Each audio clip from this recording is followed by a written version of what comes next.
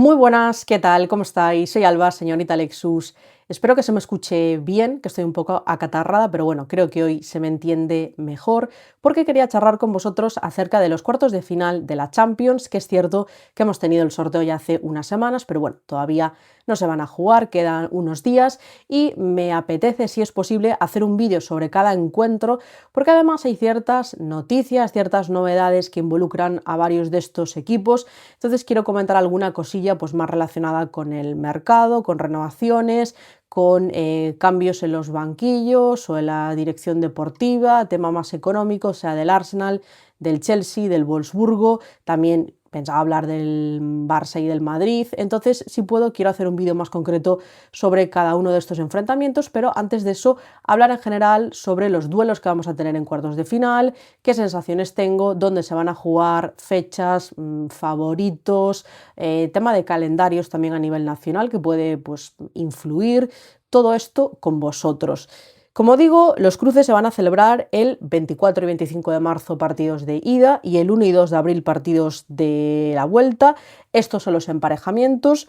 Por un lado tenemos al Manchester United contra el Bayern, el Real Madrid contra el Barça, estos van por un lado del cuadro, y por el otro lado Arsenal-Chelsea en cuartos de final y Wolfsburgo-Lyon. La verdad que son emparejamientos muy interesantes, han quedado 8 equipos muy importantes, creo que los 8 mejores, la verdad al final no ha habido sorpresas en ese sentido, pienso yo, y han terminado llegando pues los más constantes, los que mejor han jugado, los que también tienen mayor presupuesto, algunos de ellos también más experiencia en Champions, etcétera, etcétera. Entonces, incluso con este nuevo formato quizás diría que no ha habido sorpresas, pero es verdad que como solamente 4 tienen el pase directo y otros tienen que ir a esa repesca que le llamo yo, pues claro, te la juegas un poco en uno o dos partidos que no pase nada raro en ese sentido.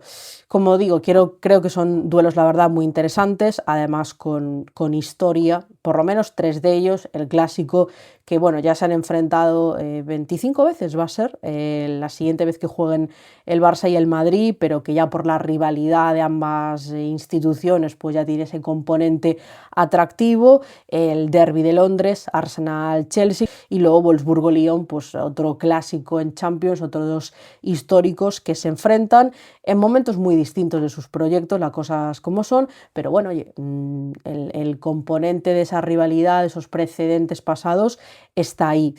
También quiero comentar que ahora mismo, según los datos de la propia UEFA, de la Champions, y tal y como yo recojo los datos, las máximas goleadoras después de esta ronda de playoffs son Russo con 7 goles, Harder, Wiens y Caroline Weir con 5.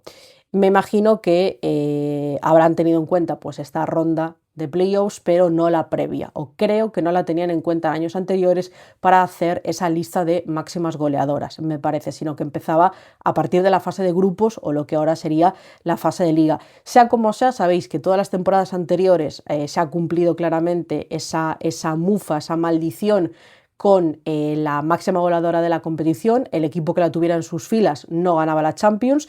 Creo que se ha cumplido por lo menos en los últimos 4 o 5 seguro.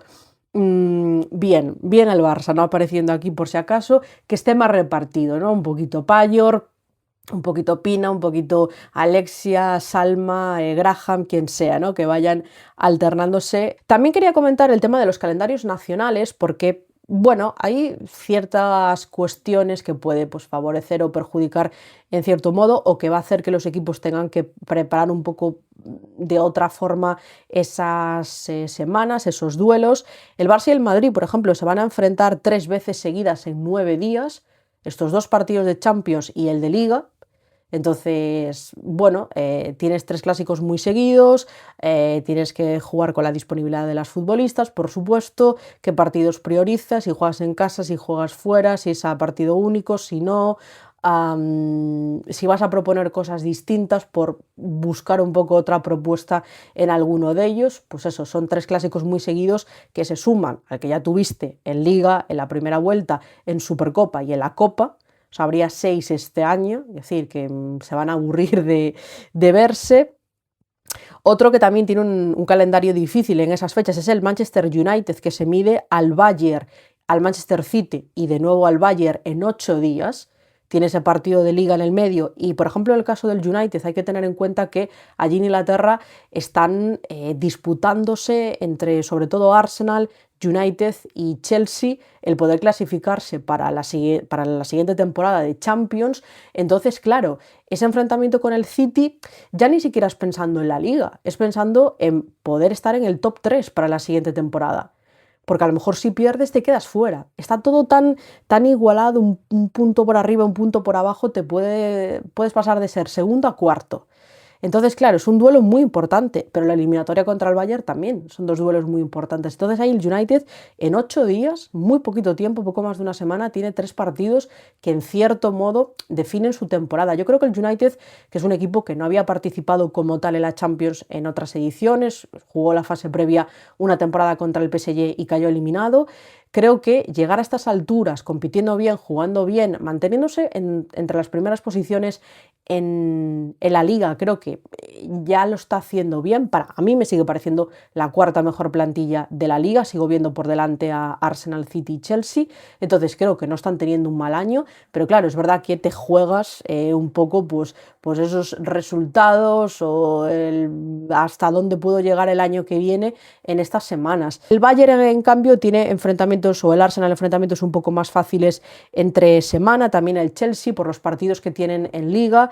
Se enfrentan al Nürnberg en caso del Bayern, al Tottenham, el Arsenal y el Chelsea contra el Aston Villa, lo que quiere decir que seguramente puedan rotar más en esos partidos de liga y poder priorizar los duelos de Champions. Además el Bayern tiene cierto colchón en la Frauen Bundesliga. Lo mismo también con el Wolfsburgo y con el Lyon, que tienen enfrentamientos más asequibles en su liga. El Wolfsburgo juega contra el Union Berlin, que va noveno actualmente en la clasificación nacional, y el Lyon contra el Estrasburgo, que va sexto. Además hay que decir que el Lyon tiene 16 puntos de ventaja en liga. Entonces, con la amplitud que tiene de plantilla, creo que evidentemente va a salir al 100% en los dos enfrentamientos contra el Wolfsburgo, y el partido de liga puede ser un poco trámite en el sentido de la alineación que saque y bueno, cómo se lo tomen, porque incluso si pincharan no iba a pasar absolutamente nada. Otro tema a comentar es el del premio económico. Ha aumentado en este año. Yo es verdad que la infografía que vi es de Socerdona, quiero fiarme de ellos en este caso. Iban mencionando un poco cómo era el reparto según la altura de la competición a la que llegases, pero me quiero quedar con que los semifinalistas reciben 250.000 euros, el segundo clasificado 300.000 y el campeón 500.000, que se acumula evidentemente a lo que arrastras de otras rondas, porque siendo una mejoría, recordemos que hasta el año pasado creo que fue, en el mejor de los casos, habiéndolo ganado todo, el campeón se llevaba 1,4 millones, que en términos de fútbol europeo, Champions, es miseria y media. Pues esto es algo mejor sin ser tampoco una maravilla. En estos nuevos torneos, donde ya comentamos que realmente el aliciente es el premio económico, en el torneo de fútbol 7 o en esta Copa de Campeones que ha habido recientemente en Inglaterra, los premios eran de 2,5 y 2,3 millones de dólares por un par de partidos, 3 partidos más o menos. En cuanto a favoritismo, bueno, es difícil hablar de favoritos, es verdad, en estas alturas de la competición, donde todos están aquí por algo, no es casualidad. Quizás, si tuviera que decantarme, pues mencionaría a los equipos que pasaron directamente, que fueron el Barça, el Lyon, el Chelsea y el Bayern. De nuevo, por lo que decía un poco al principio, por expectativas con estos equipos, por experiencia en Champions, por plantillas, por si pueden gestionar un poco el calendario que tengan a nivel nacional o la diferencia de puntos, algunos de ellos a su favor en Liga, y darle más importancia a la Champions. Luego, evidentemente, hay que jugarlo, tenemos que ver lo que pasa en el terreno de juego, pero sobre el papel, pues si tengo que decir 4 nombres en cada uno de estos cruces, creo que me decanto por ellos. Lo último de lo que quería hablar fue algo que también trajo revuelo. Son los estadios en los que se va a jugar esta ronda. Se va a jugar todos los partidos en los campos principales de estos equipos, excepto el del Real Madrid, que se juega en el Di Stéfano. A mí no me quita el sueño que se juegue en el Di Stéfano, en el sentido de que no pienso que el que sea cada semana el rival del Barça tenga que abrirle el campo grande al Barça, siempre y cuando el estadio esté bien. Si el Di Stéfano está bien, no es un barrizal como las últimas veces que jugaron allí, yo no tengo problema. Creo que es peor para ellas que para el Barça, aunque no lo crean a día de hoy. En numerosos partidos veo que les está costando reunir incluso a 1000 personas en el Di Stéfano, jugando en Madrid, en la capital de España, siendo el Real Madrid un equipo con muchísima masa social y muy importante. Y creo que algún día tendrán que dar ese paso, y si solamente lo vinculan a ganar títulos importantes o esperar que el rival se debilite, pues no sé si lo haces verdaderamente por convicción con el fútbol femenino y por apuesta con la sección, o un poco por esperar que el otro esté menos bien que tú. Entonces ahí yo, venga, voy a apostar, es mi momento. Es una pena porque la verdad hubiera sido pues, una eliminatoria histórica en todos los sentidos, porque se va a disputar pues, en Old Trafford, Stamford Bridge, el Emirates, el Allianz Arena, el Groupama Stadium, el caso del Lyon, el Volkswagen Arena, creo que es el nombre del Wolfsburgo, Camp Nou, va a volver el Barça femenino al Camp Nou, incluso estando todavía en obras, pero bueno, van a aprovechar para jugar ahí, y queda un poco como esa espinita del Di Stéfano. Decía Misa, lo leía un titular que en esas entrevistas que ha dado con la selección, que creo que sí que la había, me pareció leer, no quiero malinterpretar sus palabras, como que le había comentado a Florentino el tema del Bernabéu, y que la respuesta a Florentino había sido: ya vendrán las cosas. Leupolz en su día dijo que en una cena con el Real Madrid femenino les habrían dicho que tenía que esperar a ganar títulos, a ganar su primer título.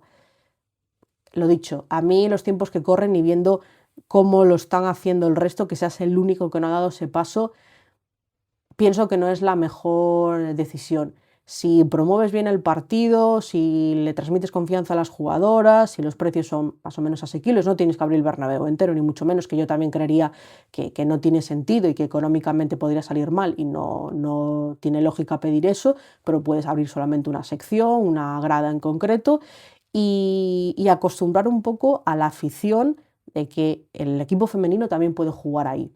Creo que es un poco lo más importante, porque sigue habiendo en España en general, no solo en el Madrid, en general, mucha reticencia con el fútbol femenino, y no, este es el estadio de los chicos y ellas como que están apartadas, y hay un poco que ir educando a la gente, y que se vaya normalizando que ciertos duelos como estos, cuartos de final de la Champions, porque esto es la Champions, se jueguen pues en los estadios que merece ese tipo de competición. Eso es lo que yo creo. Ahora, si ellos piensan que no les sale rentable, que no va a ir suficiente afición, o que van a estar más cómodas en el Di Stéfano, lo que sea, es su decisión. El campo cumple la normativa para la Champions. Yo en ese sentido no tengo ninguna crítica. Es más por un tema de imagen, que creo que además algunos están como dando vueltas a la rotonda intentando justificarlo, y creo que a estas alturas es complicado. Veremos a ver, como digo, cómo se resuelven estos cuartos de final. Intentaré hacer esos vídeos que os decía más concretos sobre cada duelo. Ahora os quiero leer a vosotros vuestras sensaciones sobre los cuartos de final, cualquier curiosidad, cualquier cosa que queráis comentar. Nos vemos en los próximos vídeos y directos, y que tengáis muy buena semana. Chao, chao.